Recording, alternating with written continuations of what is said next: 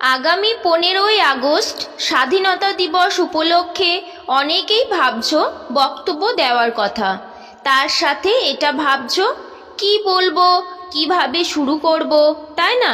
আজকের ভিডিওটি প্রথম থেকে শেষ পর্যন্ত দেখো। পুরো বক্তব্যটি আমাদের 3টি অংশে ভাগ করে নিতে হবে। প্রথম অংশ উপস্থাপনা, দ্বিতীয় অংশ বিষয়বস্তু, তৃতীয় অংশ নিজস্ব মতামত। আমার লেখা একটি বক্তব্য পাঠ করছি, তোমরা ভালো করে শুনে নাও। চলো শুরু করি।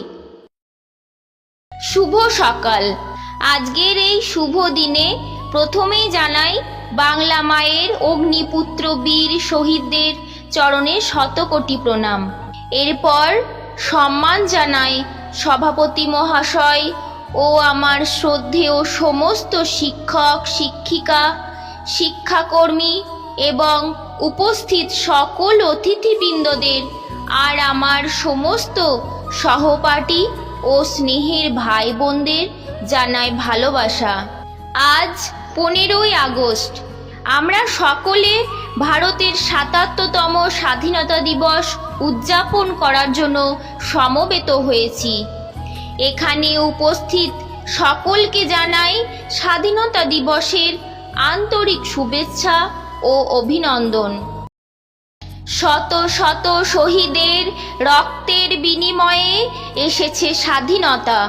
তাই আজ শুধু স্বাধীনতা দিবস নয়, আজ সেই সমস্ত শহীদদের স্মরণ করারও দিবস।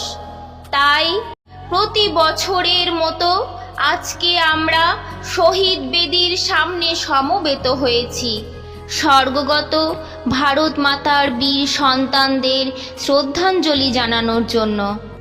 15ই আগস্ট দেশের জাতির জীবনে একটি গৌরবময় ও পবিত্রতম দিন। আজকের এই পবিত্রতম দিনে এই সভায় মিলিত হয়ে ও কিছু বলার সুযোগ পেয়ে নিজেকে ধন্য মনে করছি।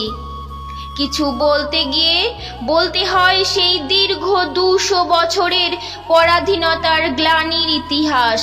সপ্তদশ শতকে ব্রিটিশ ইস্ট ইন্ডিয়া কোম্পানি আমাদের দেশে বাণিজ্য করতে আসে, কিন্তু বণিকের মানদণ্ড রাজদণ্ডে পরিণত হয় 1757 সালে পলাশীর আম্রকাননে নবাব সিরাজদৌল্লার পরাজয়ের মধ্য দিয়ে। শুরু হয় শোষণ, অপমান, লাঞ্ছনা, বঞ্চনা।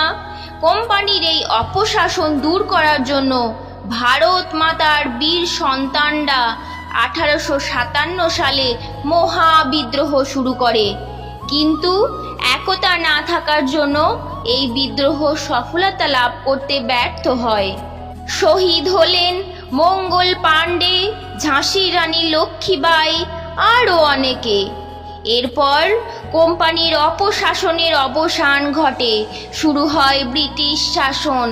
তারা আমাদের দেশকে লুট করতে শুরু করলো অকথ্য অত্যাচার।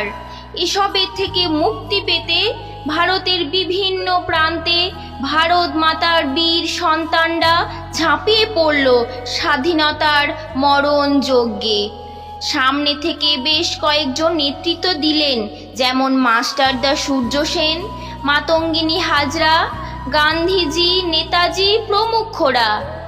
বালক ক্ষুদিরাম বসুর দেশের জন্য আত্মবলিদান সমগ্র ভারতবাসীর অন্তরকে নাড়িয়ে দিয়েছিল। একদিকে জাতির জনক মহাত্মা গান্ধী প্রত্যেক জাতির অন্তরে অহিংসা আন্দোলন জাগিয়ে তুলেছিলেন, অন্যদিকে মরা জাতির প্রাণে বিপ্লবে আগুন জ্বালিয়ে দিয়েছিলেন নেতাজি সুভাষ চন্দ্র বোস।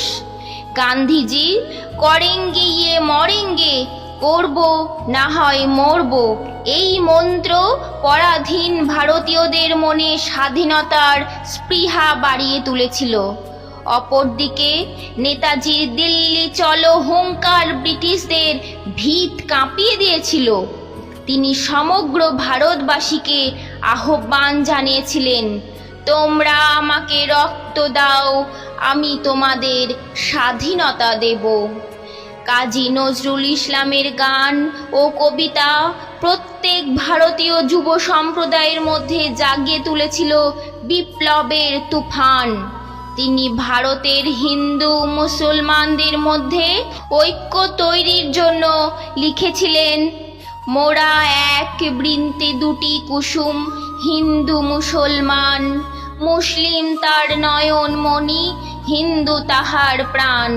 বঙ্কিমচন্দ্র চট্টোপাধ্যায় ভারতবাসীকে উজ্জীবিত করার জন্য লেখেন, বন্দে মাতরম। এই ধ্বনি যখনই শুনি তখনই আমাদের শরীরে কাঁটা দিয়ে ওঠে। অবশেষে দীর্ঘ প্রতীক্ষার অবসান ঘটল। শত শত বীর বিপ্লবীদের রক্তের বিনিময়ে 1947 সালের 15ই আগস্ট ভারতবর্ষের আকাশে স্বাধীনতার সূর্য উদিত হলো। কিন্তু এলো না অখণ্ড ভারতবর্ষ।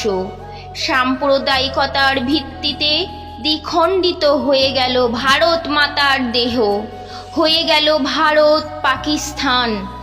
এক বৃন্তে দুটি কুসুম ছিন্ন বিনায় বিচ্ছিন্ন হয়ে গেল। তবুও ছিন্ন বিনয় নতুন সুরে পণ্ডিত জওহরলাল নেহেরুর নেতৃত্বে স্বাধীন ভারত পথ চলা শুরু করলো। সবশেষে বলি, আজ এই ৭৭তম স্বাধীনতা দিবসে দাঁড়িয়ে মনে প্রশ্ন জাগে, সত্যি কি আমরা প্রকৃত স্বাধীনতা পেয়েছি? বোধহয় না।